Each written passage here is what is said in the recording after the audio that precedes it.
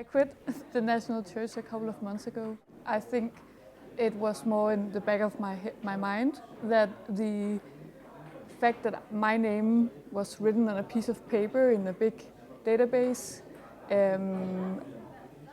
kind of stressed me out a bit because I didn't fit into that box the National Church puts people in. I didn't want to follow that statistic, so I chose to quit. Like Caroline, every year Danes decide to leave the Danish National Church. The number of members is constantly decreasing. Since 2009, over 236,000 Danes resigned their membership. For Caroline, there was one turning point where she made the final decision. So a couple of months ago, I went to my first funeral. My boyfriend's granddad died. And I sat there in the church and I felt all these wrong feelings. The fact that everything was about the God and the heaven and the religion and not the person who died. I got really mad, angry. I couldn't enjoy the ceremony because of the way God was a big part of all of it. So that day I got home and then I quit. Caroline had very personal reasons to resign her membership. Other people decide to leave the Danish National Church because of other reasons. Because of taxes. You pay, if you are a member of the church, you pay a sum on your tax bill.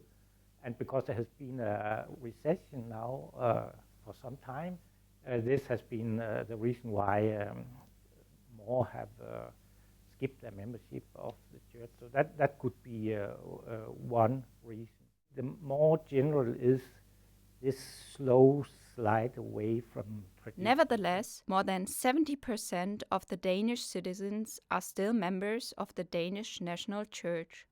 One of them is Bjarke. Right now I'm still a part of the cathedral's choir here in Aarhus, and other than that I'm of course right now also volunteering here in the Bellhus. In Danish it's Folkekirken, which means the people's church. And I'm probably not the guy most impressed by the church part, the religious part, but I'm very much part of the people's part. So my connection to it comes from my cultural understanding and the appreciation that there's actually a place that has that as their main quality. Like Aarhus Domkirken does in the Badehuset, churches offer other activities than services and Bible study.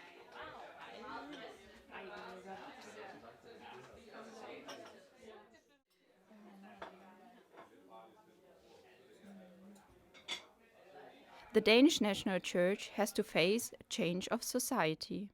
There's a secularization going on and has been for many years. The society is more and more secularized, and people are not so close to Christian traditions. I don't think the church could have made anything different regarding to my choice. So I actually think that the church is doing a lot of great things for especially young people in that age where they need to make the choice of staying in the church and not.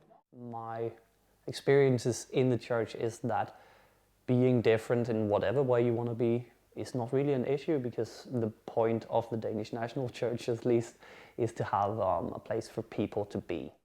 That's how Bjarke experiences being in the church. But how will the Danish National Church develop in the future? I think there will be still a steady decline of members. I should hope that the people who actually still have their connection in the church are trying to make it a place for everyone, so that any person actually coming, for example, here, would feel, okay, this is not a place where I need to spend half an hour praying in a corner, because that's what we also do. We're actually just studying, drinking coffee and having a chill time.